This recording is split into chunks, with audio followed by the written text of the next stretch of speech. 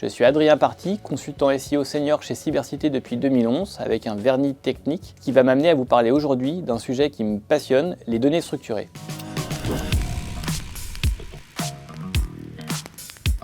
Il y a deux intérêts principaux aux données structurées. L'une, c'est de permettre aux outils type moteur de recherche de mieux comprendre le contenu des pages et de lever des ambiguïtés. L'autre, côté Google et Yahoo notamment pour les moteurs de recherche, c'est de proposer des résultats enrichis dans les résultats de Google, à savoir faire apparaître des éléments type les prix, les notes, des images directement dans les résultats de recherche en pouvant plus facilement les identifier dans la page. Mon premier conseil relatif aux données structurées, c'est de choisir l'implémentation en JSON LD. Dès le début, il y a plusieurs modes d'intégration qui existent. Il y a le mode où les données sont directement intégrées dans le code HTML de la page et du coup c'est mélangé avec le reste du code HTML. L'autre mode d'intégration, qui est notamment porté par le JSON LD, c'est un langage basé sur JavaScript décorrélé du code HTML qu'on intègre dans la partie head, ce qui permet plus facilement de la mettre à jour et ce qui offre beaucoup plus de souplesse. Mon deuxième tips relatif aux données structurées, c'est l'idée de pensée globale. Le premier réflexe qu'on a quand on travaille avec les données structurées, c'est de penser de façon unitaire. J'ai une page produit, je mets des données structurées produits. Sauf qu'on peut aller beaucoup plus loin de façon à montrer aux outils à quel point le site est pensé comme un tout.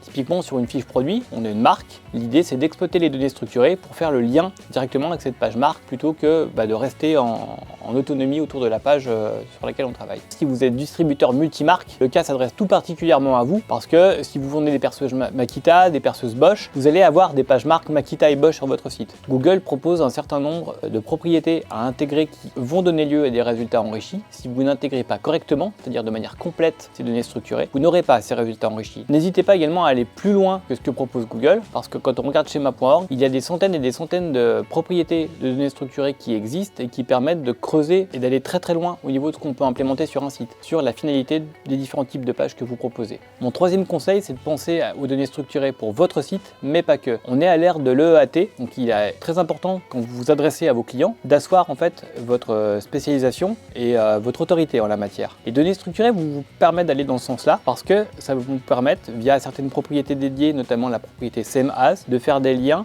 avec des entités qui, elles, témoignent de votre expertise sur un sujet. L'intérêt, c'est que vous allez pouvoir tisser une toile entre votre site et les outils de brand authority, que ce soit Wikidata ou le Google Knowledge Graph. Mon quatrième point, c'est de penser à bien rester à jour. Les données structurées telles que les propose Google ne cessent d'évoluer. Il y a quelques semaines, Google annonçait que certaines données structurées devenaient obsolètes, donc ça veut dire qu'elles ne donneraient plus lieu à un affichage particulier au niveau des pages de résultats. A contrario, régulièrement, Google propose des nouveaux schémas à implémenter et qui, eux, donneront lieu à un nouvel affichage ou qui donneront lieu à de nouvelles fonctionnalités. Un bon exemple, en 2024, ça a été l'ajout de Product Group qui va permettre, directement sur votre fiche produit aussi, vous allez pouvoir basculer entre les différentes tailles et couleurs dans lesquelles le produit est disponible, ce qui n'était pas le cas initialement.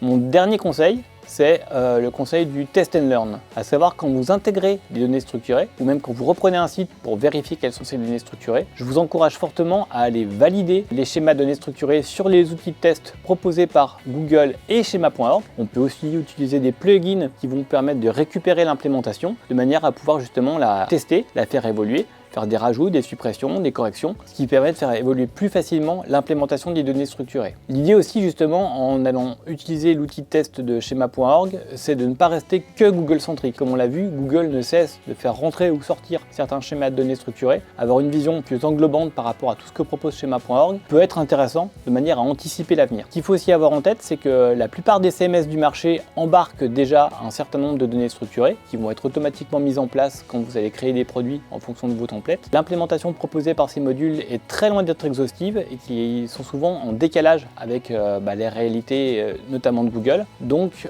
chaque évolution que vous allez demander par rapport à des nouvelles fonctionnalités proposées par Google, vous demandez des développements côté agence. Ce que proposent les CMS est donc une bonne base de départ, mais elle est très loin d'être exhaustive.